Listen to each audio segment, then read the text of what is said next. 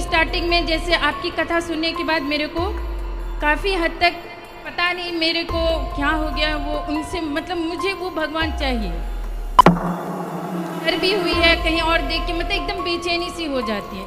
भगवान के लिए रोना ही अच्छी बात है। अब मैं थोड़ी आलसी टाइप में हूँ, भगवान को उतना सेवा उवा नहीं कर पाती हूँ, लेकिन रोना बहुत ज्यादा हो रहा है। भगवान से जो प्रेम है वही भक्ति है, वही सेवा है। खुश रहिए। जय श्रीमन। जय श्रीमन्नारायण। महाराज जी राधे राधे। प्रणाम। महाराज ये मेरी पत्नी थी, ये भावातिरेक होती है, मतलब भावना में रोती है, मतलब परेशान हो जाती है। फिर बट जैसे ये बोले कि आलसी है, तो आलसी का मतलब कि अब कुछ सिखाने के लिए बोलूँ, ज्ञान की बात बोलूँ तो ज्ञान अनंत है, ये बोल के उससे पीछा छुड़ाती है या ज्ञान के पीछे पड़ना नहीं चाहती है। तो मेरा प्रश्न ये महाराज की भावना मतलब भक्ति, ज्ञान और कर्म आज के व्यवहारिक जीवन में कैसे इसका सामंजस्य बनाया जाए और किस स्तर पे हम समझें कि भावना जरूरी है और ज्ञान कहाँ तक पा सकते हैं और कर्म कैसे करें? सबसे बढ़िया उपाय आपको मैं बताऊं, आप जो गृहस्थी में कर रहे हैं, अपना बिजनेस, व्यापार, काम धंधा, परिवार की जिम्मेदारी निभा रहे हैं, वो सब करिए।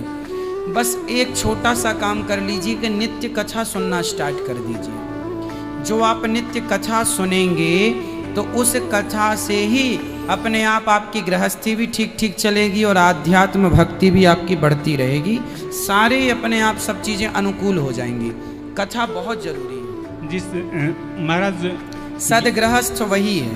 पहले के जमाने में सदगृहस्थ रोज सत्संग करता था जी। एक घड़ी आधी घड़ी। आप भी सच्चे सदगृहस्थ बन जाएंगे यदि नित्य सत्संग का संकल्प लेंगे। थोड़ा ही सही, रोज कीजिए। कोई आस्था महाराज, ज्ञान के बिना आस्था अंधविश्वास नहीं हो जाता है क्या? ज्ञान भक्ति सब कथा से ही मिलेंगी ना।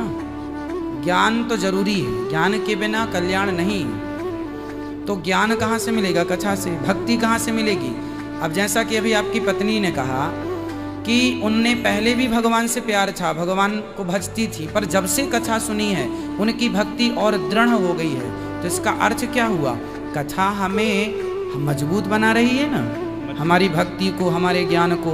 बस वही है, धीरे धीरे पता ही नहीं चलेगा कि कब आप ज्ञानी बन गए, कब आप भक्त बन गए। बस कथा सुनते रहिए, अपने आप सब चीजें होंगी। इससे महाराज कर्म का प्रभाव कम नहीं होता है क्या? कर्म तो छोड़ना ही नहीं है। कर्म दो प्रकार के होते हैं, एक अच्छे कर्म, एक बुरे कर्म।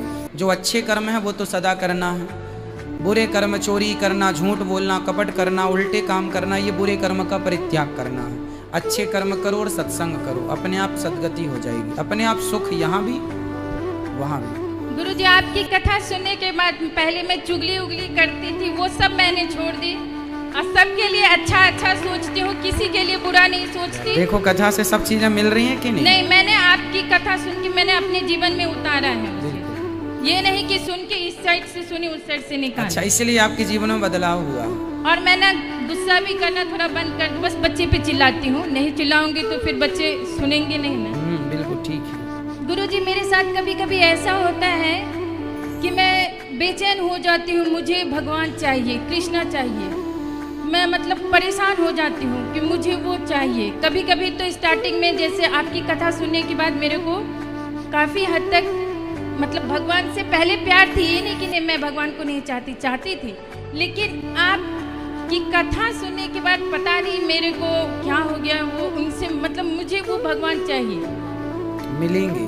कब मिलेंगे? आपके अंदर जो ये उत्सुकता जाग गई है, इसी उत्सुकता से मिलेंगे। और मुझे ना अभी जैसे कथा वाली भागवत जगह में जाती हूँ जहाँ पे कथा होती है, वो जगह पे कृष्ण को देख के मुझे काफी रोना आता है। अच्छा। जैसे इधर भी हुई है, कहीं और देख के मतलब एकदम